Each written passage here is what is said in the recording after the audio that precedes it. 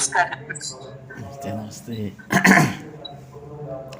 സ്ഥാപകായ ച ധർമ്മസ്യ സർവധർമ്മസ്വരൂപിണേ അവതാരവരിഷ്ഠായ രാമകൃഷ്ണായ തേ നമഃ.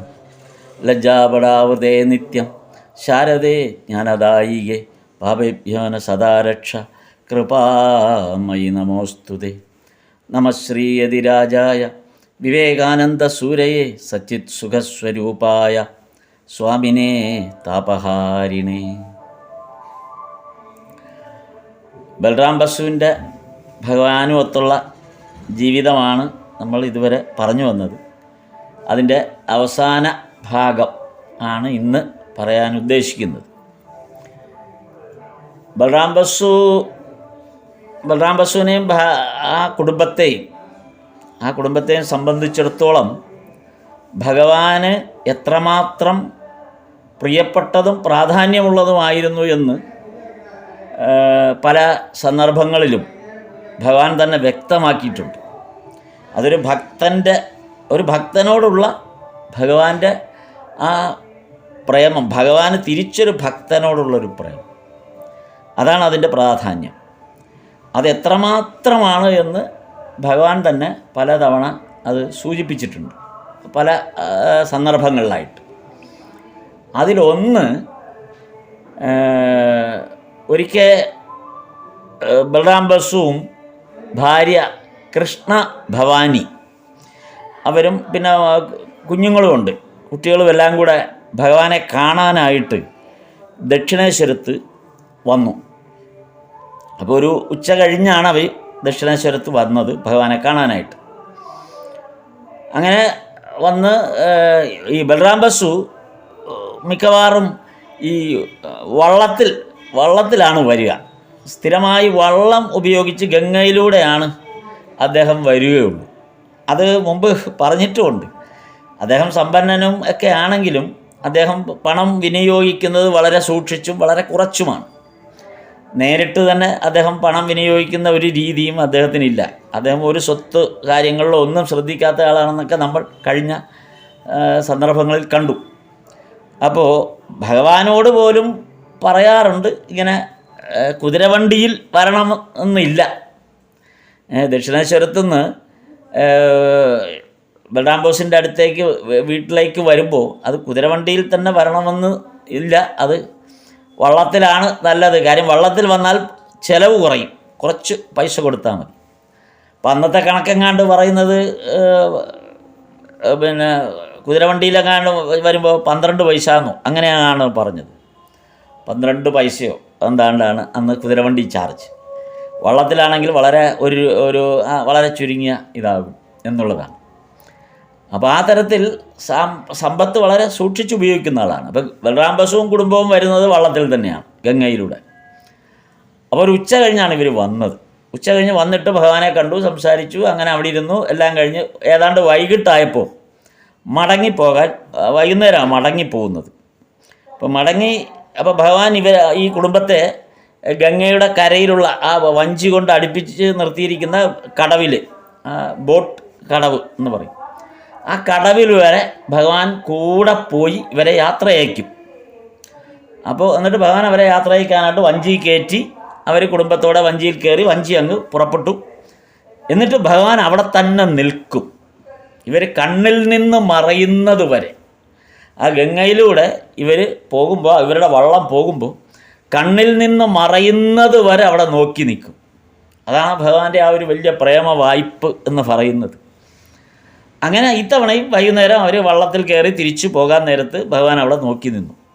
വള്ളം ഏതാണ്ട് ഗംഗയുടെ നടുക്കോട്ട് അങ്ങ് നീങ്ങിക്കഴിഞ്ഞപ്പോഴാണ് പെട്ടെന്ന് ആകാശം ഇരുണ്ടുകൂടി കാർമേഘം, കാറ്റും കോളും വരുന്നൊരു ലക്ഷണം. ആകാശമൊക്കെ അങ്ങ് വല്ലാണ്ട് ഇരുണ്ടുകൂടി, ഭയങ്കര കാറ്റും കോളും. ഗംഗയിലാണെങ്കിൽ ആ നദിയിൽ വെള്ളം വളരെ ശക്തിയായിട്ട് തിര ഉയർന്നു വന്നു.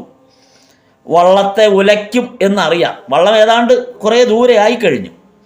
ഭഗവാൻ ഈ കരയിൽ നിന്ന് വളരെ വേദനയോടുകൂടി, അല്ലെങ്കിൽ അതിനേക്കാൾ മനസ്സ് മുഴുവനും ആ ഒരു വേവലാതി കൊണ്ട് ഭഗവാൻ നിൽക്കുകയാണ് ഇങ്ങനെ അവരെ നോക്കി. അവർക്ക് എന്തെങ്കിലും സംഭവിക്കുമോ, ആ വള്ളത്തിന് എന്തെങ്കിലും സംഭവിക്കുമോ എന്നുള്ള ഭയം. ഭഗവാൻ ഒരു തരത്തിലും അപ്പോൾ ആ മറ്റുള്ളവർ അന്ന് ആ കരയിൽ ഇപ്പുറത്ത് നിന്ന ആൾക്കാർ കൂടെ നിന്നവരൊക്കെ അവരുടെയൊക്കെ ഒരു അഭിപ്രായത്തിൽ അവരൊക്കെ പറഞ്ഞ ഒരു കാര്യമാണ്. ഭഗവാന്റെ ഒരു വേവലാതി കണ്ടിട്ട് അവർ പോലും വല്ലാതെ വിഷമിച്ചു പോയി. ഭഗവാൻ എന്ത് ചെയ്യണമെന്നറിയില്ല. ഭഗവാൻ വല്ലാത്ത അവസ്ഥയിലായി. എന്നിട്ട് ഭഗവാൻ അവിടെ നിന്ന് ഇവർ കണ്ണിൽ നിന്ന് മറയുന്നത് വരെ ഭഗവാൻ അവിടെ നിൽക്കുകയാണ് വളരെ ഭീതിയോടുകൂടി. അപ്പോഴേക്കും ആകാശം മുഴുവൻ ഇരുണ്ട്, കാറ്റും കോളും ഒക്കെ ശക്തി പ്രാപിച്ചു. അങ്ങ് വല്ലാത്ത അവസ്ഥ, ഇവരങ്ങ് മറയുകയും ചെയ്തു.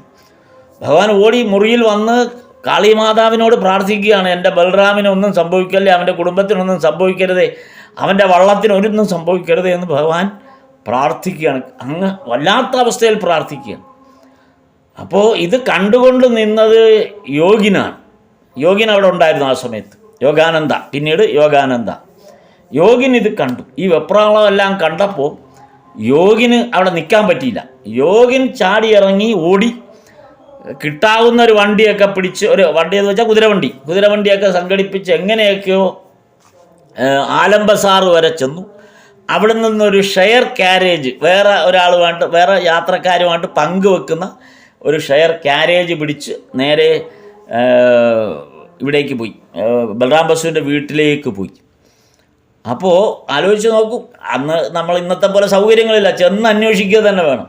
അങ്ങനെ യോഗിൻ അവിടെ എത്തിക്കഴിഞ്ഞ് അപ്പോൾ യോഗിൻ ഈ ബലറാം ബസുവിൻ്റെ വീട്ടിൽ ചെന്നപ്പോൾ മനസ്സിലായി അവർക്കൊന്നും കുഴപ്പമൊന്നും പറ്റിയിട്ടില്ല, അവരൊക്കെ സുരക്ഷിതമായി തന്നെ വീട്ടിലെത്തി എന്നറിഞ്ഞപ്പോൾ അടുത്ത് യോഗിൻ വളരെ പെട്ടെന്ന് ഇനി ഭഗവാന്റെ അടുത്തെത്തണം. കാര്യം ഭഗവാൻ ഇതാകെ വേവലാതി കൊണ്ടിരിക്കുകയാണ്. ഇത് യോഗിൻ ഭഗവാൻ പറഞ്ഞിട്ടൊന്നുമല്ല പോയത്. യോഗിൻ്റേതായ ഒരു ഭഗവാന്റെ വേദന മനസ്സിലാക്കി സ്വയമേവ പോയതാണ്. അതുകൊണ്ട് ഭഗവാൻ അറിയില്ല യോഗിൻ പോയ കാര്യമൊക്കെ. അതുകൊണ്ട് യോഗിൻ ഉടനെ പോയതിനേക്കാൾ സ്പീഡിലാണ് യോഗിൻ തിരിച്ചു വരുന്നത്.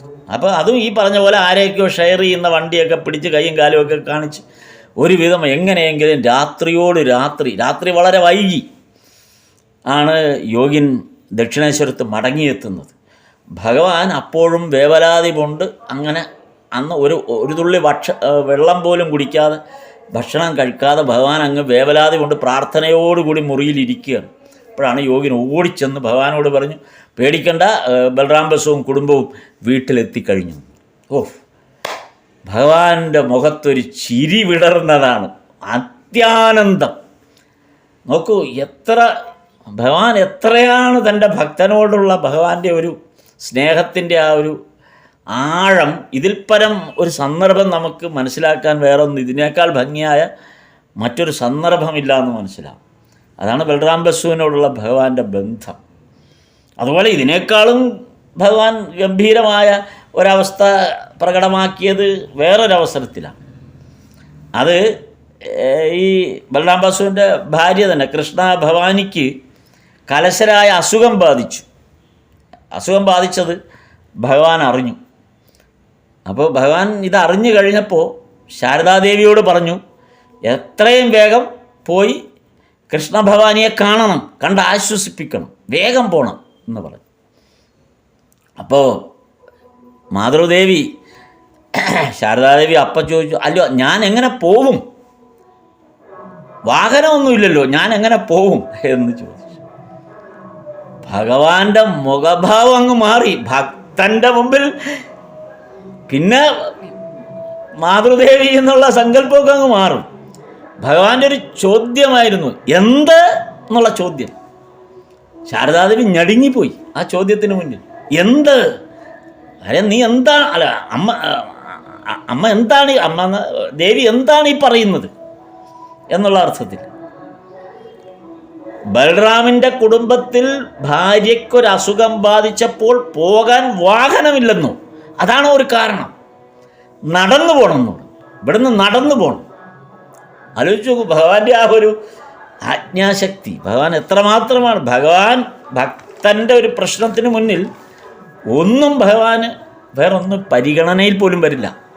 ആരാണ് എന്താണ് എന്നുള്ള ഒരു പരിഗണന പോലും ദാക്ഷിണ്യമില്ലാത്ത അവസ്ഥയാണ്. അതോടുകൂടി ശാരദാദേവി പിന്നെ കഷ്ടപ്പെട്ട് എങ്ങനെയോ ഭാഗ്യത്തിനൊരു കുതിരവണ്ടിയൊക്കെ കിട്ടി അങ്ങനെ കൃഷ്ണഭവാനിയുടെ അടുത്തേക്ക് പോകാൻ സാധ്യമായി. അങ്ങനെ പോയി അന്വേഷിച്ചു, മാതൃദേവി പോയി അന്വേഷിച്ചു. എന്തായിരിക്കാം കൃഷ്ണഭവാനിയോട് ഭഗവാനുള്ള ഇത്രയും ഒരു വലിയ ആ ബന്ധം? അത് ബലറാം ബസുവിൻ്റെ ഭാര്യ എന്നുള്ള നിലയിൽ മാത്രമല്ല,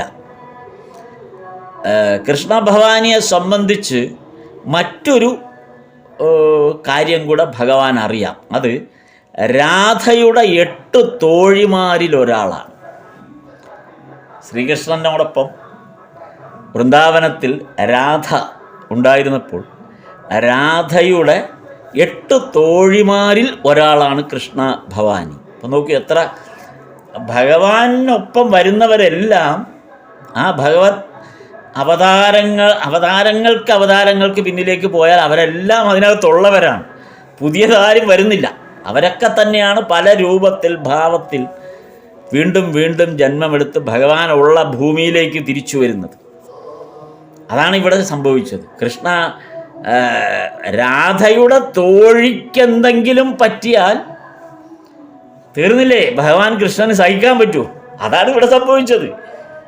അതാണ് ഇവിടുത്തെ ഏറ്റവും പ്രധാനമായി സംഭവിച്ചത്, ഇല്ലേ? നമ്മുടെ ശ്രീകൃഷ്ണനെ സംബന്ധിച്ചിടത്തോളം സതീർത്ഥ്യനോട്, ബന്ധുക്കളോട്, ബന്ധു എന്ന് പറഞ്ഞാൽ സ്നേഹിതരോട്, ഭക്തരോടുള്ള ആ അടുപ്പം ഭഗവാന് മറ്റെന്തിലും വലുതാണ്. അപ്പം ആ തരത്തിലാണ് ഇവിടെ കൃഷ്ണഭവാനിക്ക് ഒരസുഖം വന്നപ്പോൾ ശാരദാദേവിയോട് പോലും വളരെ ക്രുദ്ധനായി സംസാരിച്ച അവസ്ഥയിലേക്ക് ഭഗവാൻ മാറിയത് ആ ഭക്തനോടുള്ള ആ വലിയ ഭക്തിയാണ്. എന്നിട്ട് ഒരിക്കൽ രാംലാലിനോട് പറഞ്ഞു, അത് മറ്റൊരവസരത്തിലാണ്, നമ്മളിത് കഴിഞ്ഞ തവണ പറഞ്ഞതാണിത്, എന്നാലും ഞാനൊന്നുകൂടെ വിശദമാക്കാം ഈ സന്ദർഭത്തിൽ.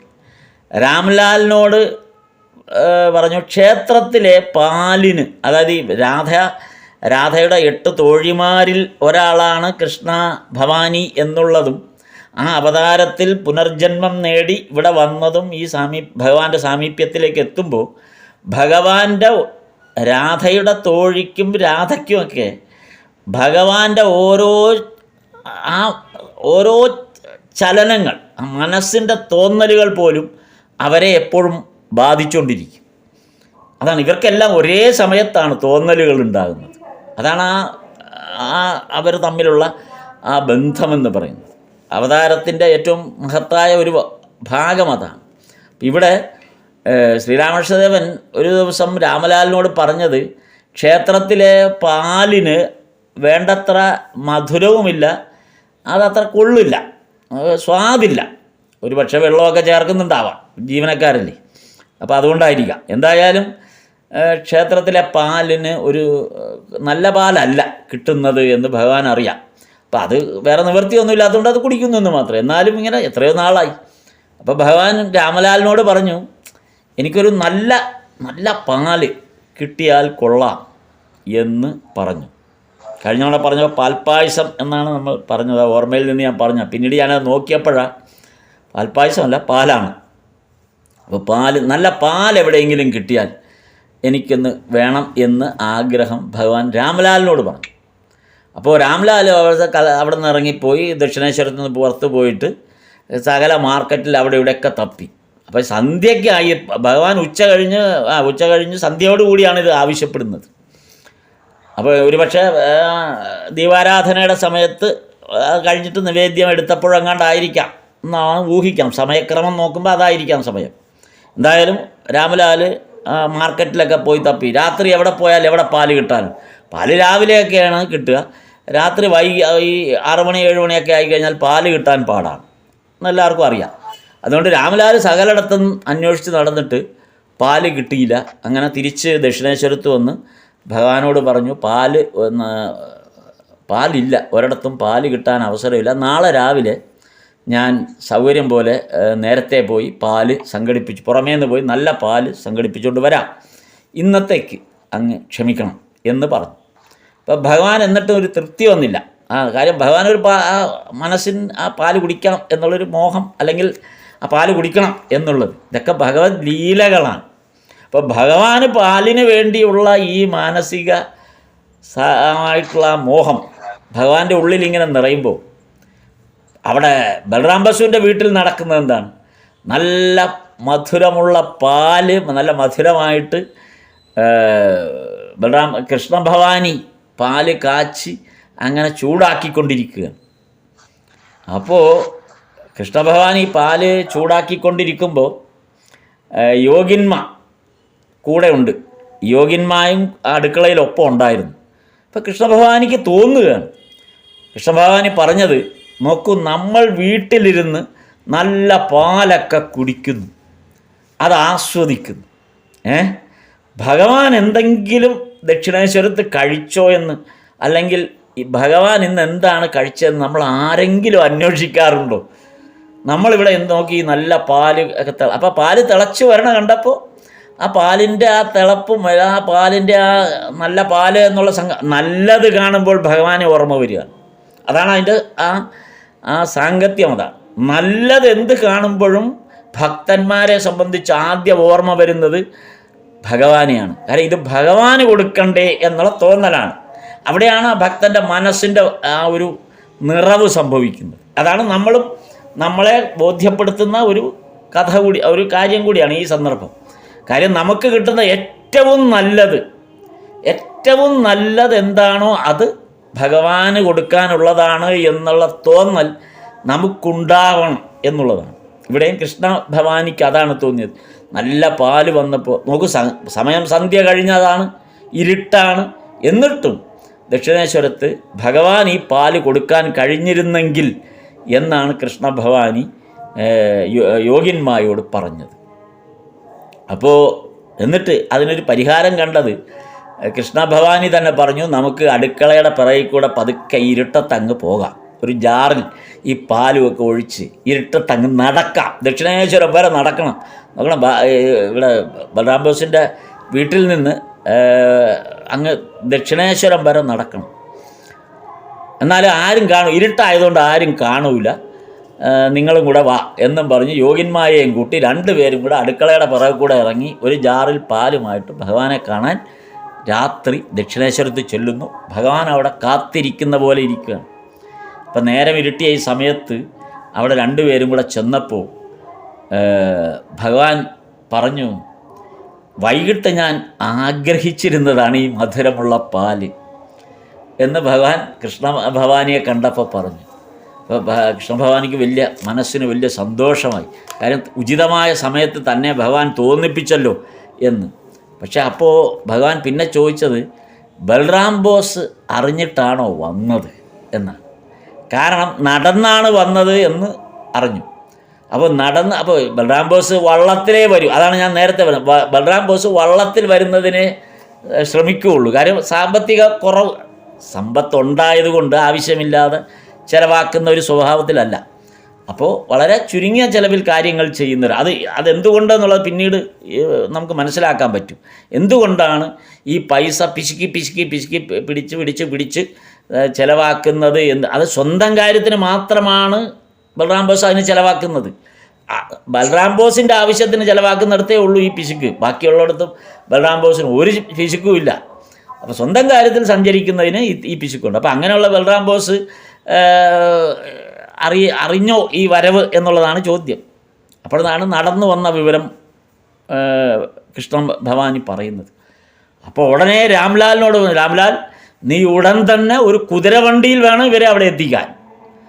കുതിരവണ്ടിയിൽ ഇവരെ രണ്ടുപേരെയും ഉടനെ എത്തിച്ചിട്ട് നീ ബൽറാം ബോസിനെ കാണണം, കണ്ട് ഈ വിവരം പറയണം. നോക്കൂ എത്ര കൃത്യമായിട്ടാണ് ഒളിച്ചു വന്ന രണ്ടുപേരുടെ അവസ്ഥ ആലോചിച്ച് നോക്കൂ. അപ്പോൾ അവർക്ക് ദോഷമൊന്നുമില്ല, എന്നാലും ഭഗവാന്റെ ആ ഒരു കരുതലേ, നീ ഈ ബൽറാം ബോസിനെ കണ്ട് ഈ വിവരമെല്ലാം പറഞ്ഞിട്ട് വേണം വരാൻ. അപ്പം എത്ര സുരക്ഷിതത്തോടു കൂടിയാണ് ഭക്തന്മാരെ ഭഗവാൻ കാത്തു സൂക്ഷിക്കുന്നത്. അത് ഭഗവാനോടുള്ള നമ്മുടെ അർപ്പണ മനോഭാവം ഉണ്ടെങ്കിൽ ഇതുപോലെ തന്നെയാണ് ഭഗവാൻ നമ്മളെ കാത്തു സൂക്ഷിക്കുന്നത്. അതിന് ഒരു സംശയവും വേണ്ട. നമുക്ക് ധൈര്യമായി ഈ ലോകത്ത് ജീവിക്കാം. ഒരപകടമോ ഒരു വിഘാതമോ നമ്മുടെ ജീവിതത്തിൽ ഉണ്ടാകുന്നില്ല. ഭഗവാൻ സ്വന്തം കൈക്കുള്ളിൽ നമ്മളെ സംരക്ഷിക്കുക എന്നാണ് പറയുന്നത്. അത് പറയുന്നത് ആത്മീയ ജീവിതത്തിൽ ഒരുപാട് തടസ്സങ്ങൾ ഉണ്ടാവുക എന്നുള്ളത് ഒരു സ്വാഭാവികമായ കാര്യമാണ്. അത് ആത്മീയ ജീവിതം കാക്ഷിക്കുന്ന ഒരാളെ സംബന്ധിച്ചിടത്തോളം തടസ്സങ്ങൾ എപ്പോഴും ഉണ്ടായിരിക്കും. പക്ഷെ ഭഗവാനിൽ സമർപ്പിച്ചാണ് നമ്മൾ നമ്മുടെ ആത്മീയ ജീവിതം നയിക്കുന്നതെങ്കിൽ ഭഗവാൻ തന്നെയായിരിക്കും അത് നീക്കിത്തരുന്നത്.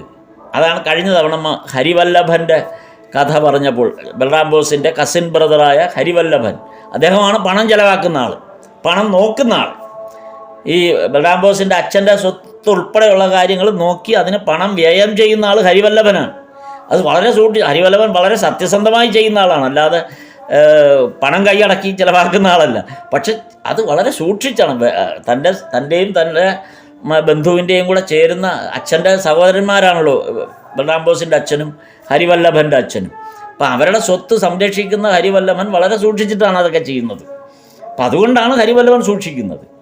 അപ്പോൾ ആ ഹരിവല്ലഭനിൽ എതിർപ്പുണ്ടായപ്പോൾ, ബന്ധുക്കളിലെല്ലാം എതിർപ്പുണ്ടായപ്പോൾ സംഭവിച്ചത് എന്താണ്? ഭഗവാൻ തന്നെയാണ് അത് നീക്കിക്കൊടുത്തത്. ബൽറാം ബോസിൻ്റെ ജീവിതത്തിൽ ആ ആധ്യാത്മിക ജീവിതത്തിന് അല്ലെങ്കിൽ ഭഗവാനിൽ അർപ്പിച്ചുകൊണ്ടുള്ള തൻ്റെ ജീവിതത്തിന് വിഘാതമുണ്ടാകാൻ ഹരിവല്ലഭനെ പോലുള്ള ബന്ധുക്കൾ കാരണമാകുമെന്നുള്ളത് കൊണ്ട് ആ ഹരിവല്ലഭനെ തന്നെ ആ ഹരിവല്ലഭൻ്റെ തടസ്സങ്ങളെല്ലാം നീക്കിക്കൊടുക്കുന്നത് ഭഗവാൻ തന്നെയാണ് എന്നുള്ളത് കഴിഞ്ഞ തവണ നമ്മൾ പറഞ്ഞപ്പോൾ കണ്ടതാണ്. അതേപോലെ പിന്നൊരിക്കൽ ഒരു സംഭവം പറഞ്ഞാൽ അത് ഭഗവാൻ ചികിത്സാർത്ഥം കൽക്കട്ടയിലേക്ക് പോകുമ്പോഴാണ്. വചനാമൃതത്തിൽ 3-ാം വോള്യം, മലയാളത്തിലാണെങ്കിൽ 3-ാം വോള്യത്തിൽ 43-ാം ഭാഗം ഇതാണ്. ഭഗവാൻ ആദ്യമായിട്ട് കൽക്കട്ടയിലേക്ക് ചികിത്സയ്ക്ക് പോകുന്ന ഭാഗമാണത്. അപ്പോൾ ആദ്യം ബാഗ് ബസാറിലെ ഒരു വീടാണ് നോക്കിയത്. നമുക്കറിയാം, നമ്മൾ വചനാമൃതം വായിക്കുമ്പോൾ നമുക്ക് ഈ ഭാഗം വായിക്കുമ്പോൾ 43-ാം ഭാഗം വചനാമൃതം 3-ാം വോള്യം വായിക്കുമ്പോൾ നമുക്കിതറിയാം. ആദ്യം ബാഗ് ബസാറിലെ വീട്ടിലേക്കാണ് പോയത്. അവിടെ ഒരു 2 നില കെട്ടിടം എടുത്തെങ്കിലും ഭഗവാൻ അവിടെ ചെന്ന് നോക്കിയപ്പോൾ അവിടെ താമസിക്കാനുള്ള സൗകര്യം എന്ന് വെച്ചാൽ ഒരു തൃപ്തി, മനസ്സിന് തൃപ്തിയില്ല ആ വീട്ടിൽ താമസിക്കുന്നത്. അങ്ങനെയാണ് പിന്നീട് അത് വാടകയ്ക്ക് അടുത്ത മറ്റൊരു വീട് വാടകയ്ക്ക് കിട്ടുന്നത് വരെ ഏതാണ്ട് ഒരാഴ്ചക്കാലത്തോളം. അത് കഴിഞ്ഞാണ് ശ്യാംപുക്കൂറിലേക്ക് പോകുന്നത്. അപ്പോൾ ശ്യാംപുക്കൂറിൽ പോകുന്നതിന് മുമ്പ് ബാഗ് ബസാറിലെ വീട് വേണ്ടെന്ന് വെച്ചതിന് ശേഷമുള്ള കഷ്ടിച്ചൊരാഴ്ച ആ ദിവസങ്ങളിൽ ഭഗവാൻ താമസിക്കുന്നത് ബൽറാം ബോസിൻ്റെ വീട്ടിലാണ്. അപ്പം അങ്ങനെയാണ് ഭഗവാനും ബൽറാം ബോസുമായിട്ടുള്ള ആ ഒരു റിലേഷൻ്റെ ആ ഒരു ബന്ധം, ആ ഒരു ഭക്തനും ഭഗവാനും തമ്മിലുള്ള ബന്ധത്തിൻ്റെ ഓരോരോ ഘട്ടങ്ങളാണ്. ഇപ്പോൾ ഭഗവാന്റെ ഈ ദേഹത്യാഗത്തിന് ശേഷം ശാരദാദേവിയെയും മറ്റും ഒരു തീർത്ഥാടനത്തിന് വേണ്ടിയിട്ട് കൊണ്ടുപോകുന്നത്. കാര്യം ഈ ഒരു സന്ദർഭത്തിൽ നിന്ന് അല്പം വിടുതലുണ്ടാകാൻ, കുറേ കൂടെ ഒരു ആത്മീയ അന്തരീക്ഷത്തിലേക്ക് ശാരദാദേവിക്ക് ഒരാശ്വാസം കിട്ടുന്നതിന് വേണ്ടിയിട്ട് ബൽറാം ബസുവാണ് ശാരദാദേവിയെ ഉൾപ്പെടെയുള്ളവരെ വൃന്ദാവൻ, വാരണാസി എന്നുള്ള സ്ഥലങ്ങളെല്ലാം ആ തീർത്ഥാടനത്തിന് കൊണ്ടുപോകുന്നതിൻ്റെ ചുമതല ഏറ്റെടുക്കുന്നത് ഈ ബൽറാം ബോസ് ആണെന്ന് നമുക്ക് മനസ്സിലാവുമ്പോൾ, നമ്മൾ ആ കഥ വായിക്കുമ്പോൾ മനസ്സിലാവും. മാത്രമല്ല, ഈ ഭഗവാന്റെ ദേഹത്യാഗത്തിന് ശേഷമാണ് സന്യസ്ത ശിഷ്യന്മാർ ശശി മഹാരാജും ഒക്കെ എല്ലാവരും കൂടെ ചേർന്ന് ബാരാനഗറിലെ ഒരു കെട്ടിടത്തിൽ ആദ്യമായിട്ടൊരു മഠം സ്ഥാപിക്കുന്നത്. ഭഗവാന്റെ ദേഹത്യാഗത്തിന് ശേഷം സ്ഥാപിച്ചപ്പോൾ അവിടെ എല്ലാ ദിവസവും പോയി അവരുടെ ആ സൗഖ്യങ്ങൾ അന്വേഷിക്കുകയും അവരെ വേണ്ട വിധത്തിൽ അവർക്ക് വേണ്ട കാര്യങ്ങൾ അന്വേഷിക്കുകയൊക്കെ ചെയ്യുന്ന എല്ലാ ദിവസവും മുടങ്ങാതെ ബൽറാം ബസു ബാരാനഗർ മഠത്തിൽ പോവുക പതിവാണ്. അപ്പോൾ ഒരു ദിവസം നോക്കിയപ്പോൾ അതാണ് വളരെ ശ്രദ്ധയോടുകൂടിയാണ് അവരുടെ കാര്യങ്ങൾ നോക്കുന്നതെങ്കിലും ചില കാര്യങ്ങൾ കണ്ണിൽപ്പെടില്ല. അപ്പോൾ ഒരു ദിവസം നോക്കിയപ്പോൾ എന്താണ് കണ്ടത്? സന്യാസി യുവാക്കൾ ഭക്ഷണം കഴിക്കുന്നതിന് വളരെ ബുദ്ധിമുട്ട് അനുഭവിക്കുന്നു എന്ന് മനസ്സിലായി. കാരണം അവർ സാധാരണ അരി മാത്രം വേവിച്ചാണ് കഴിക്കുന്നത്. അതിൻ്റെ കൂടെ കുറച്ച് ഉപ്പൂടെ ചേർത്ത് അരി മാത്രം വേവിച്ച് കഴിക്കുന്നു. ഇടയ്ക്കെപ്പോഴെങ്കിലും ഈ ഒരു ചീര പോലുള്ള ഒരു ഇലക്കറി കാണും. ആ ഇലക്കറി എന്ന് പറയുന്നത് വളരെ ഒരു വിലയുമില്ലാത്ത പറമ്പിലൊക്കെ വളരുന്ന ഒരു തരം ഇലച്ചെടിയാണ്, ചീരയുടെ വർഗ്ഗത്തിൽപ്പെട്ടത്. അതിന് ഒരു വിലയുമില്ല, അത് മാർക്കറ്റിൽ വിൽക്കുന്നതൊന്നുമല്ല, പറമ്പിൽ ഇങ്ങനെ ആവശ്യം പോലെ വളർന്നു കിടക്കുന്നതാണ്. അപ്പോൾ തീരെ നിവർത്തിയില്ലാത്തവരാണെങ്കിൽ അതൊക്കെയാണ് വേവിച്ച് കഴിക്കുന്നത്. അപ്പോൾ ഈ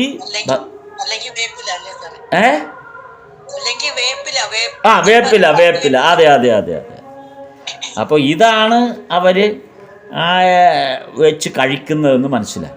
അപ്പോൾ ബൽറാം ബസുവിന് വളരെ വളരെ സങ്കടം തോന്നി. എന്നിട്ട് ബൽറാം ബസു വീട്ടിൽ വന്നിട്ട് ഭാര്യയോട് പറഞ്ഞു, ഇന്ന് മുതൽ എനിക്ക് വെറും ചോറും ഈ ഇലക്കറിയും മതി എന്ന് പറഞ്ഞു. അപ്പോൾ ഭാര്യ വിചാരിച്ചു അതെന്താണ് ഇങ്ങനെ ഒരു തീരുമാനം. അപ്പോൾ ഭാര്യയ്ക്ക് തോന്നി എന്താണ് കാരണമെന്ന് ബൽറാം ബസു പറഞ്ഞതേയില്ല. എനിക്ക് ഇന്ന് മുതൽ ഇനി വെറും ചോറും ഉപ്പും ഈ ഇലക്കറിയും മതി എന്ന് പറഞ്ഞു. അപ്പോൾ ഭാര്യ വിചാരിച്ചത് ഇദ്ദേഹത്തിന് ആ വയറിൻ്റെ ചില അസുഖങ്ങളൊക്കെ ഇടയ്ക്ക് ഉണ്ടാവാറുണ്ട്. അപ്പോൾ ആ സമയത്ത് ഈ ഭക്ഷണക്രമമൊക്കെ ഒന്ന് സൂക്ഷിക്കാറുണ്ട്. അപ്പോൾ അതിൻ്റെ ഭാഗമായി ഇങ്ങനെ ചിന്തിച്ചതായിരിക്കും എന്നായ ഭാര്യ കരുതിയുള്ളൂ. ഇത് ബാരാനഗറിലെ സന്യസ്ത ശിഷ്യന്മാരുടെ ഭക്ഷണം മാത്രമേ ഇനി താനും കഴിക്കൂ എന്നുള്ള തൻ്റെ തീരുമാനമാണ് എന്ന് ബൽറാം ബസു പുറത്താരോടും പറഞ്ഞില്ല. താനിങ്ങനെ അറിഞ്ഞെന്നുള്ള ഭാവവും വെച്ചില്ല, പുറത്താരോടും പറഞ്ഞില്ല. പക്ഷേ അദ്ദേഹം മറ്റൊരു കാര്യം ചെയ്തത്, പ്രേമാൻ സ്വാമിയെ വിളിച്ച് വിവരം പറഞ്ഞു. അവിടുത്തെ കാര്യങ്ങളൊന്ന് പറയണം, അവിടുത്തെ ഭക്ഷണത്തിൻ്റെ കാര്യങ്ങൾ, ആ കാര്യങ്ങൾ എന്നെ ഒന്ന് അറിയിക്കണം. നമുക്കറിയാം പ്രേമാൻ സ്വാമി ബൽറാം ബസുവിൻ്റെ ഭാര്യയുടെ സഹോദരനാണ്. അപ്പോൾ പ്രേമാൻ സ്വാമിയോട് പറഞ്ഞു അവിടുത്തെ കാര്യങ്ങളൊന്ന് പറയണം എന്ന് പറഞ്ഞപ്പോൾ, അങ്ങനെ പ്രേമാൻ സ്വാമിയോട് ഇതൊന്നും നേരിട്ടറിഞ്ഞ് ഞാൻ സഹായിക്കുന്നു എന്നുള്ള രീതിയിലല്ല ചെയ്യുന്നത്. കാര്യങ്ങളൊക്കെ ഇങ്ങനെ അന്വേഷിക്കും, അതറിഞ്ഞ് പിന്നീട് വേണ്ട സഹായങ്ങളെല്ലാം കൃത്യമായിട്ട് എത്തിക്കാൻ ഇദ്ദേഹത്തിന് കഴിഞ്ഞു. അപ്പോൾ എനിക്ക് തോന്നുന്നു അദ്ദേഹം എല്ലാ ദിവസവും ഒരു നിശ്ചിത തുക ഇതിനു വേണ്ടി കൊടുക്കുമായിരുന്നു. ഈ ഭക്ഷണത്തിന് വേണ്ടി മാത്രം ഒരു നിശ്ചിത തുക എല്ലാ ദിവസവും ചിലവാക്കും. അത് ഈ സന്യസ്ത ശിഷ്യന്മാർക്ക് വേണ്ടിയിട്ടാണ്. അപ്പോൾ ആ രീതിയിലുള്ള അങ്ങനെയാണ് അദ്ദേഹം അത് ചെയ്തത്. അപ്പോൾ ഇവിടുത്തെ പ്രധാനം ഇത്, ആ സന്യസ്ത ശിഷ്യന്മാരെന്താണോ കഴിക്കുന്നത് അത് മാത്രമാണ് താനും കഴിക്കുകയുള്ളൂ എന്നെടുക്കുന്ന ആ ഒരു വലിയ തീരുമാനം. ലാട്ട് മഹാരാജ് ഇതിനെക്കുറിച്ച് പറയുന്ന ഒരു കാര്യമുണ്ട്. അപ്പോൾ ബൽറാം ബസു തൻ്റെ വീട്ടുചെലവുകൾ പലതും കുറവ് വരുത്തി. പെട്ടെന്ന് വീട്ടുചെലവുകൾ മുഴുവൻ കുറവ് വരുത്താൻ തുടങ്ങി. ഓരോരോ കാര്യങ്ങൾ കട്ട് ചെയ്യാൻ തുടങ്ങി. വീട്ടിലെ ബജറ്റ് അങ്ങ് കുറച്ചു, അതിൻ്റെ വിഹിതം കുറച്ചു. അപ്പോൾ വീട്ടിൽ ഭാര്യ എല്ലാം വളരെ വിഷമിക്കാൻ തുടങ്ങി. എന്തിനാണിത്?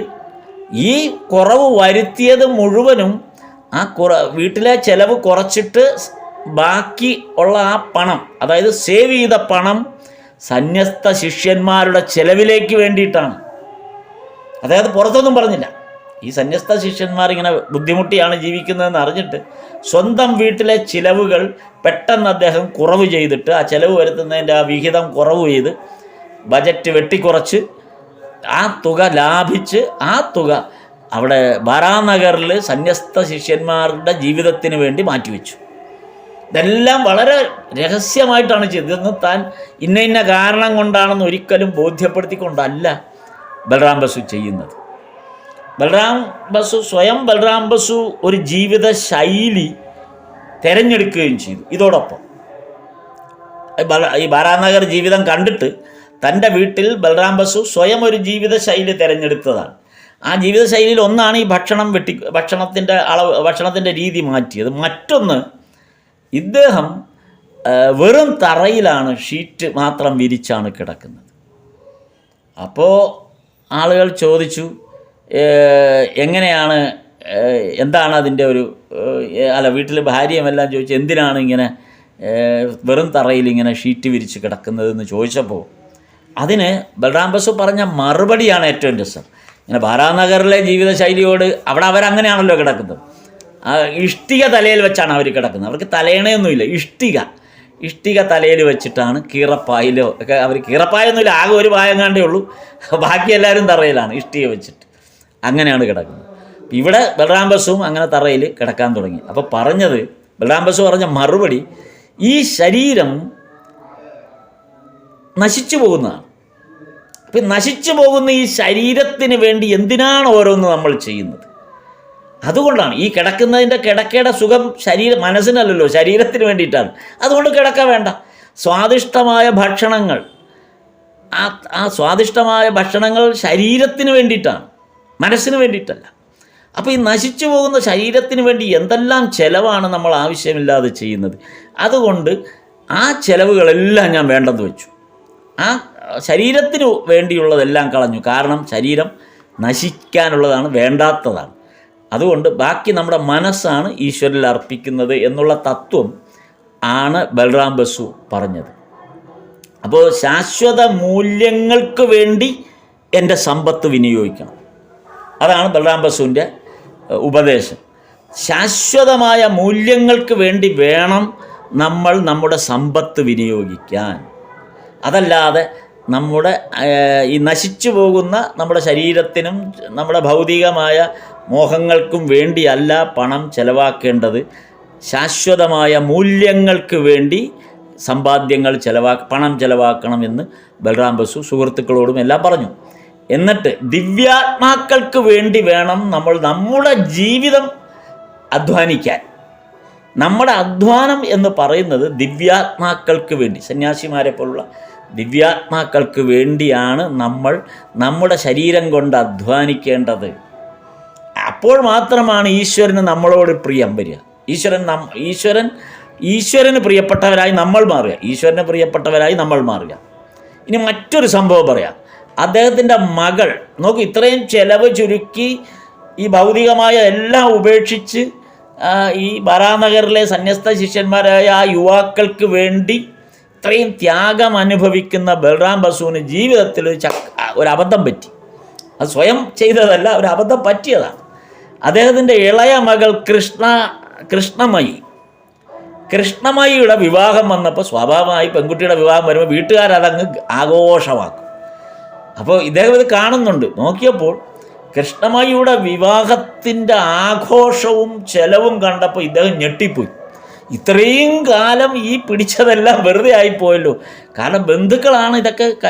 ഈ നേരത്തെ പറഞ്ഞല്ലോ, ഇതിപ്പം ഇദ്ദേഹമല്ല സമ്പത്ത് കൈകാര്യം ചെയ്യുന്നത്, ബന്ധുക്കളാണ് സമ്പത്ത് കൈകാര്യം ചെയ്യുന്നത്. അപ്പോൾ ഈ കൃഷ്ണമയിയുടെ വിവാഹത്തിന് അത് കെങ്കേമമായി നടത്തണമെന്ന് വീട്ടുകാർക്കും ഭാര്യയ്ക്കും ഒക്കെ തോന്നിക്കാണണം. അങ്ങനെ എന്തായാലും അവരുടെ കുടുംബത്തിൻ്റെ അഭിമാനം സമൂഹത്തിൽ ഉയർത്തി കാണിക്കുന്നതിന് വേണ്ടിയുള്ള തരത്തിലുള്ള ചെലവ്. അതിനാണല്ലോ നമ്മൾ വിവാഹത്തിൻ്റെ ആർഭാടം എന്ന് പറയുന്നത്. എന്തിനാണ്? ആ വിവാഹത്തിൻ്റെ ഗുണത്തിന് വേണ്ടിയല്ല, സമൂഹത്തിൽ നമ്മുടെ ആ ഒരു സ്ഥാനവും വിലയും ഉയർത്തി കാണിക്കാനുള്ള ശ്രമമാണ് നമ്മൾ ഈ വിവാഹത്തെ ആഡംബരമാക്കുന്നത്. അതുകൊണ്ട് ബൽറാം ബസുവിൻ്റെ വീട്ടുകാരും ആ കൃഷ്ണമയിയുടെ വിവാഹം ആഡംബരമാക്കി. അങ്ങനെ ആ വിവാഹ ദിവസം ആഘോഷമായിട്ട് നടക്കുകയാണ്. ഒരു ഭാഗത്ത് വലിയ സംഗീതമേള നടക്കുന്നു, സദ്യ ഇങ്ങനെ നടക്കുന്നു, ആകെ ജഗപുക, ഭയങ്കര ആഘോഷം. അപ്പോൾ വിഷമിച്ചിങ്ങനെ ഇരിക്കുമ്പോൾ ഭാഗ്യത്തിനൊരു ഉപകാരം അദ്ദേഹത്തിന് സംഭവിച്ചു, അത് കിട്ടി. എന്താണത്?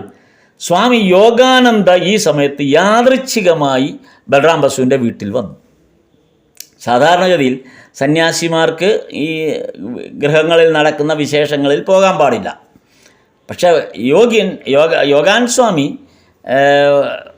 അപ്രതീക്ഷിതമായിട്ടാണ് ബൽറാം ബസുവിൻ്റെ വീട്ടിൽ വന്നതും ഈ വിവാഹ ആഘോഷങ്ങൾക്കിടയിലേക്കാണ് അദ്ദേഹം വൈകിട്ട് യാദൃച്ഛികമായി വന്നത്.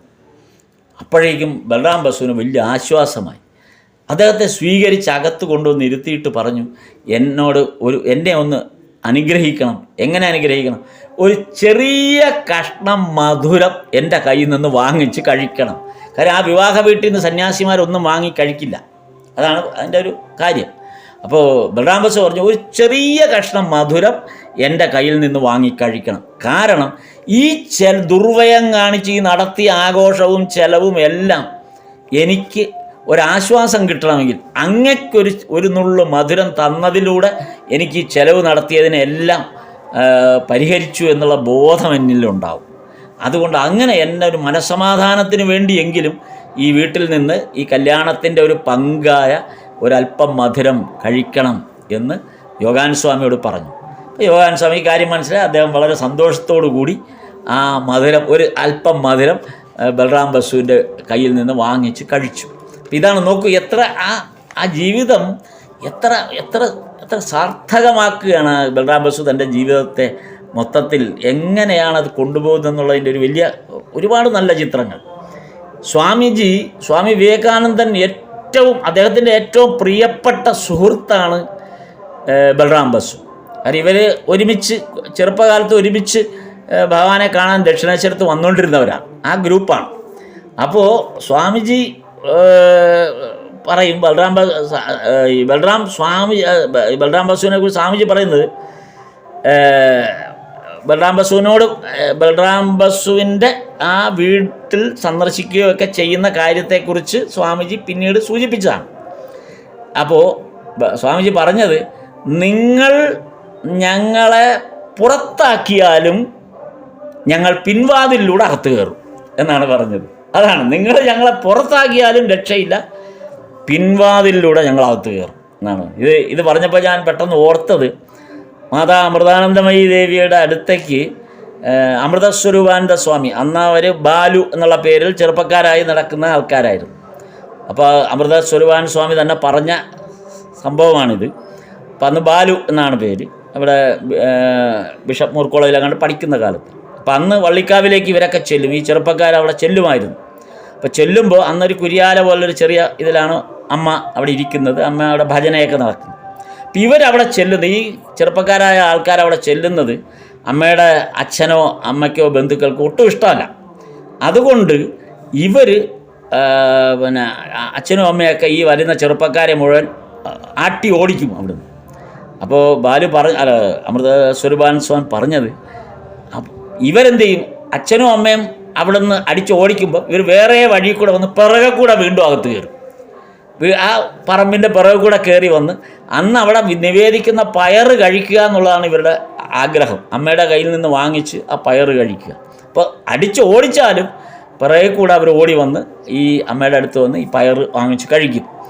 ഇത് ഞാൻ പെട്ടെന്ന് സ്വാമിജി ബൽറാം ബസുവിനോട് പറഞ്ഞപ്പോൾ ഈ രംഗം ഞാൻ യാദൃച്ഛികമായിട്ടൊന്ന് ഓർത്തു എന്ന് മാത്രം. ഇപ്പോൾ സ്വാമിജി പറഞ്ഞതും അതാണ്, ഇങ്ങനെ ഞങ്ങളെ അടിച്ചോടിച്ചാലും ശരി, ഞങ്ങൾ വീടിൻ്റെ പിറകിലത്തെ കഥ വഴി കയറി വീണ്ടും അകത്ത് കയറി വരും. എത്രമാത്രമാണ് അവർക്കുള്ള സ്വാതന്ത്ര്യം, അവരെത്രമാത്രം സ്വാതന്ത്ര്യത്തോടു കൂടിയാണ് ബൽറാം ബസുവിൻ്റെ വീട്ടിൽ വന്നിരുന്നത് എന്നുള്ളത് നമുക്ക് ഈ ഒരു സംഭാഷണത്തിൽ നിന്ന് മനസ്സിലാവും. അപ്പോൾ ബൽറാം ബസു സ്വാമിജിയോട് പറഞ്ഞത്, നമ്മൾ ഒരുമിച്ചാണല്ലോ ഭഗവാനെ കാണാൻ ആദ്യം പോയത്, എന്നിട്ട് എന്ത് പറ്റി, താങ്കൾ പടിയായി ഉയർന്ന് വലിയ സന്യാസി വര്യനായി, ഞാനോ എന്നവിടെ ചെന്നോ ആ അവസ്ഥയിൽ തന്നെയാണ് ഇപ്പോഴും എൻ്റെ. അതിനേക്കാൾ കഷ്ടപ്പാടായി എൻ്റെ അവസ്ഥ. ഞാൻ ജീവിതത്തിൽ ഒരു പടി പോലും എനിക്ക് ഉയരാനുള്ളൊരു സാധ്യത, അതായത് ആധ്യാത്മിക ഉയർച്ചയെക്കുറിച്ചാണ് ഇവിടെ പറയുന്നത്, അങ്ങനെ എനിക്ക് സാധ്യമായില്ല.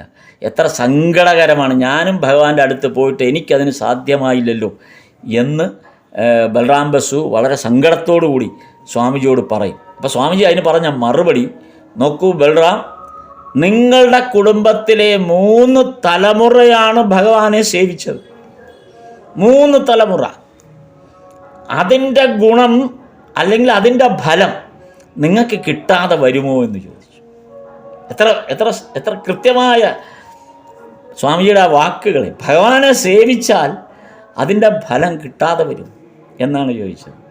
കാര്യം നിങ്ങളുടെ 3 തലമുറയാണ് ഭഗവാനെ സേവിച്ചത്. ഞങ്ങളൊന്നും അത്രയില്ല, ഞങ്ങളിലൊന്നും ആ ഒരു അംശമേ ഇല്ല. ഇത് 3 തലമുറ, ബൽറാം ബസുവിൻ്റെ 3 തലമുറയാണ് ഭഗവാനെ സേവിച്ചത്. അച്ഛൻ ബൽറാം ബസു, പിന്നെ മകൾ ഉൾപ്പെടെയുള്ള. അപ്പോൾ ഒരേ സമയത്ത് ഈ 3 തലമുറ ഭഗവാന്റെ ഭക്തരായി ഭഗവാനോടൊപ്പം കഴിഞ്ഞവരാണ്. അതിൽ പരം വലിയൊരു ഭാഗ്യം ഞങ്ങൾക്ക് ആ ഭാഗ്യം കിട്ടിയില്ലല്ലോ എന്നാണ് പറയുന്നത്. അത്രമാത്രമാണ് ഇത് പറയുന്നത്. 1890 കൽക്കട്ടയിലാകെ പടർന്നു പിടിച്ച ഒരു ഇൻഫ്ലുവൻസ രോഗം കൽക്കട്ടയിലാകെ പടർന്ന് പിടിച്ചപ്പോൾ നിർഭാഗ്യവശാൽ ബൽറാം ബസു അതിൻ്റെ രക്തസാക്ഷിയായാണ് ബൽറാം ബസുവും മരിക്കുന്നത്. 1890 ആണ് ബൽറാം ബസുവും മരിക്കുന്നത്. ഈ മരണത്തെക്കുറിച്ച്, ബൽറാം ബസുവിൻ്റെ മരണത്തെക്കുറിച്ച് ഏറ്റവും ഹൃദയസ്പർശിയായിട്ട് ആ രംഗം എഴുതിയിട്ടുള്ളത് ശിവാനന്ദ സ്വാമിയാണ്.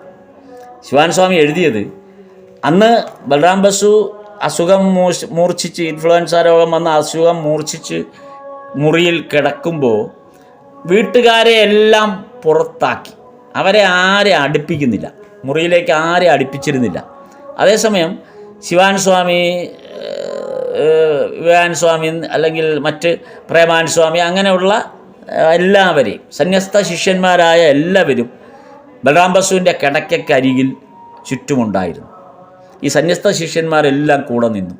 ബലറാം ബസുവിൻ്റെ അസുഖം മൂർച്ഛിച്ച അവസരം ബന്ധുക്കളെ മാത്രം അകത്ത് കയറ്റി. അപ്പോൾ ഭാര്യ മാത്രം ആ വാതിൽക്കൽ ഭാര്യ മാത്രം നിൽപ്പുണ്ട്. അപ്പോൾ ബലറാം ബസുവിൻ്റെ കിടക്കുന്ന മുറിയിൽ നിന്ന് പുറത്തേക്കുള്ള ജനലിലൂടെ നോക്കുന്നത് ആ ബാൽക്കണിയാണ് കാണുന്നത്. ബാൽക്കണിയിലൂടെ പുറം കാണാം, ആകാശം കാണാം. ഇവർ നോക്കുമ്പോൾ ആകാശത്ത് കാർമേഘം ഉരുണ്ടുകൂടുന്നു. മുൻപ് ഗംഗാനദിയിൽ ഇവർ യാത്ര ചെയ്തപ്പോൾ ഇവർക്കൊണ്ട് ആ ഒരു രംഗം പോലെ ആകാശത്ത് കാർമേഘം ഉരുണ്ടുകൂടുന്നു. ആ ഇരുണ്ടുകൂടിയ കാർമേഘങ്ങളെല്ലാം കൂടെ അങ്ങനെ യോജിച്ച് അതിനൊരു രഥത്തിൻ്റെ രൂപം വരുന്നു. ആ രഥത്തിൻ്റെ രൂപത്തിലുള്ള ആ കാർമേഘം മെല്ലെ മെല്ലെ മെല്ലെ മെല്ലെ ഇറങ്ങി ബലറാം ബസുവിൻ്റെ വീടിൻ്റെ മട്ടുപ്പാവിൽ വരെ ആ കാർമേഘം വന്ന് ഇറങ്ങി നിൽക്കുന്നു. പിന്നെ കാണുന്നത് അതിനുള്ളിൽ നിന്ന് ഭഗവാൻ ഇറങ്ങി മട്ടുപ്പാവിലൂടെ ഇറങ്ങി ആ മുറിയിലേക്ക് നടന്നു വരും. ഇതിവർ കണ്ട കാഴ്ചയാണ്, അല്ലാതെ ഭാവനയല്ല, കണ്ട കാഴ്ചയാണ്. അങ്ങനെ ഇറങ്ങി വന്ന് കട്ടിലിൽ കിടക്കുന്ന ബലറാം ബസുവിൻ്റെ നേരെ ഭഗവാൻ കൈ നീട്ടി. ബലറാം ബസു ആ കയ്യിൽ ആ കരം ഗ്രഹിച്ചുകൊണ്ട് ആ ശരീരം ഉപേക്ഷിച്ചുകൊണ്ട് അവിടുന്ന് ആ ആത്മാവ് ഭഗവാനോടൊപ്പം തിരിച്ച് ആ കാർമേഘമാ പോലെയുള്ള ആ രഥ സങ്കല്പത്തിലേക്ക് ഭഗവാനോടൊപ്പം കയറി പിന്നെ മുകളിലേക്ക് പോയി അങ്ങ് മറഞ്ഞു. അതാണ് ആ ഒരു ഗൃഹസ്ഥാശ്രമ ജീവിതം കൊണ്ട് ഏറ്റവും ഭഗവത് സാക്ഷാത്കാരം നേടിയ ബലറാം ബസുവിൻ്റെ അവസാന രംഗം ശിവാൻ സ്വാമികൾ വർണ്ണിച്ചത് അങ്ങനെയാണ്. അപ്പോൾ ഇതെല്ലാം യഥാതഥമായ കാര്യങ്ങളാണ്. ശിവാൻ സ്വാമിയെ പോലുള്ളവരൊന്നും വെറുതെ ഭാവനയിൽ ഒരു കഥ എഴുതുന്നതല്ല. കേൾക്കുന്നവർക്കതൊരു ഭാവന കഥ പോലെ തോന്നും, പക്ഷെ യഥാർത്ഥമായി ഇത് തന്നെയാണ് നേരത്തെ മറ്റൊരു ഗൃഹസ്ഥാശ്രമ ശിഷ്യൻ ഹസ്രമഹാശയൻ്റെ അവസാനത്തിൽ നമ്മൾ കണ്ടത്.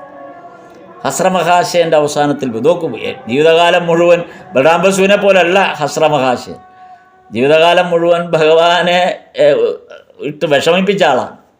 പക്ഷേ ഹസ്രമഹാശയനെ പോലും അവസാനം കാലത്ത് കൂടെ അടുത്ത് വന്നിരുന്ന് ആ കൂടെ കൂട്ടിക്കൊണ്ടുപോയ ഒരു സാഹചര്യം. ഇതാണ് യഥാർത്ഥത്തിൽ ഭക്തന്മാരോട്, ഗൃഹസ്ഥാശ്രമ ഭക്തന്മാർക്കാണ് ഒരുപക്ഷെ ഈ ഒരു ഭാഗ്യം ഉണ്ടായിട്ടുള്ളതെല്ലാം ഗൃഹസ്ഥാശ്രമ ഭക്തന്മാർക്കാണ്. അല്ലാതെ രസിക്ലാലിന് അതെ. ഗൃഹസ്ഥാശ്രമ ഭക്തന്മാരിൽ പലരും ഈ അനുഭവം അവരുടെ എല്ലാ അവസാന ഭാഗത്ത് ഇങ്ങനെ ഒരു വലിയ അനുഗ്രഹം അവർക്ക് കിട്ടിയിട്ടുണ്ട്.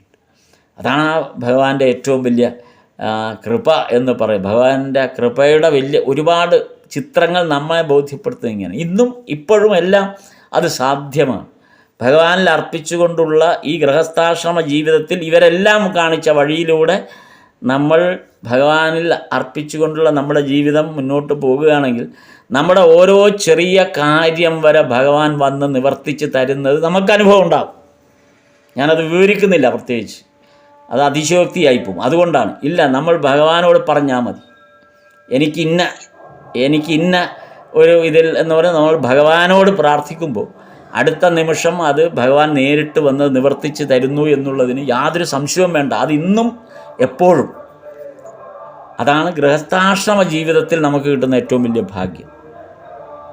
ഇപ്പോൾ ഭഗവാന്റെ ജീവിതത്തിലൂടെ വന്ന എനിക്ക് തോന്നുന്നു എല്ലാ ഒരു ബഹുഭൂരിപക്ഷം വരുന്ന ഗൃഹസ്ഥാശ്രമ ജീവിതത്തിലൂടെയും നമ്മൾ ഈ കഴിഞ്ഞ കുറേ കാലം കൊണ്ട് കടന്നുപോയി ഏതാണ്ട് പൂർണ്ണമായും അവരിലേക്ക് പൂർണ്ണമായും എല്ലാവരും എത്തിയെന്നാണ് എൻ്റെ ഒരു ധാരണ. അപ്പോൾ ഇനി നമുക്ക് അടുത്ത മറ്റൊരു വിഷയവുമായിട്ട് കാണാം. ഗൃഹസ്ഥാശ്രമ ജീവിതത്തിനപ്പുറത്തേക്ക് ഇനി വരുമ്പോൾ, കഴിഞ്ഞ ദിവസമാണ് എനിക്ക് ആ വേറൊരു പുസ്തകം കിട്ടി. അത് നമ്മൾ പണ്ട് ഇവിടെ നമ്മുടെ ഈ സത്സംഗത്തിനിടയിൽ അത് പറഞ്ഞതാണ്. പെട്ടെന്ന് ഗോസ്പൽ ഓഫ് ശ്രീരാമകൃഷ്ണ സ്റ്റോറി എഴുതിയത് അത്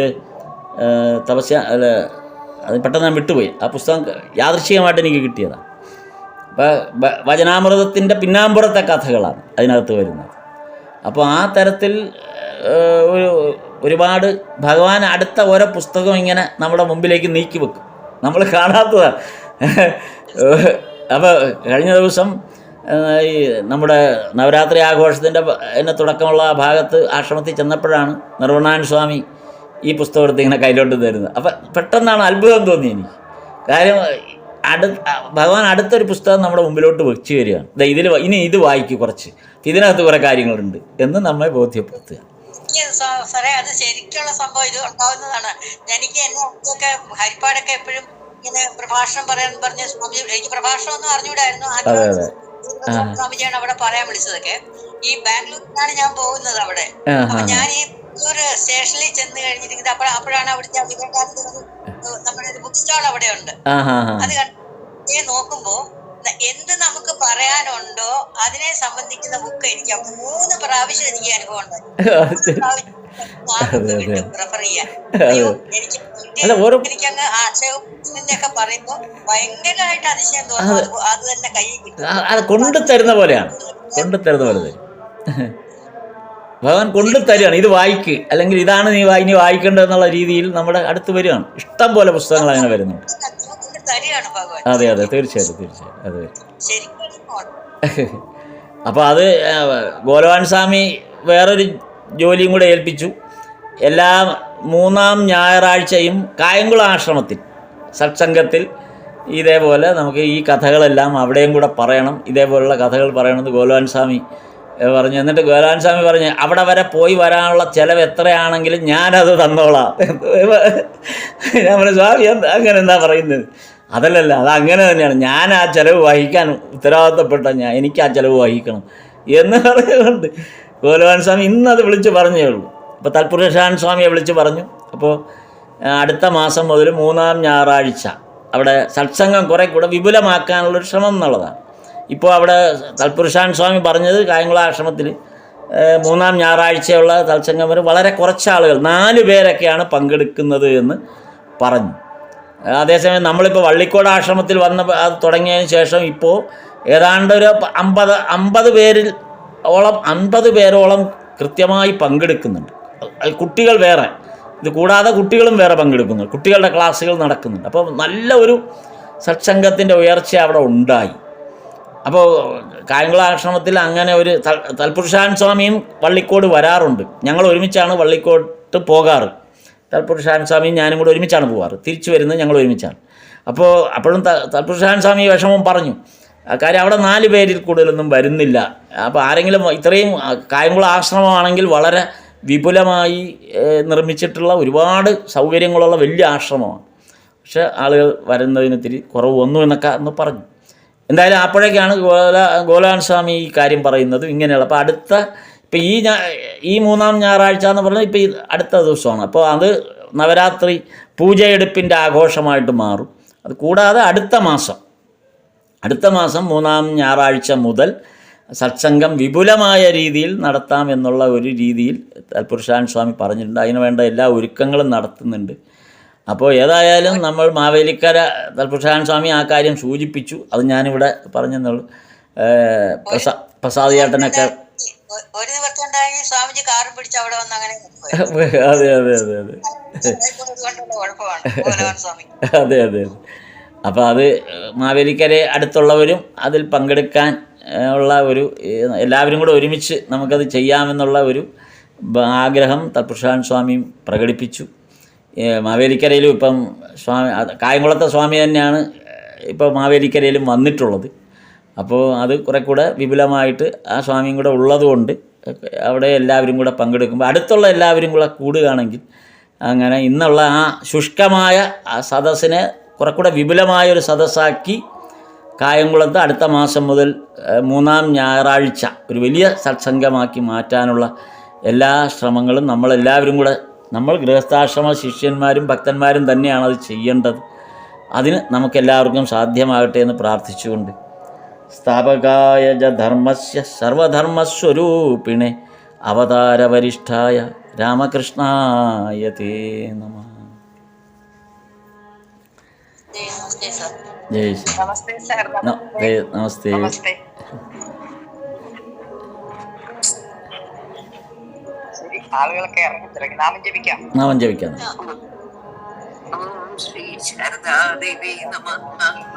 ഓം ശ്രീ ശാരദാദേവി നമഃ. നമസ്കാരം. നമസ്തേ.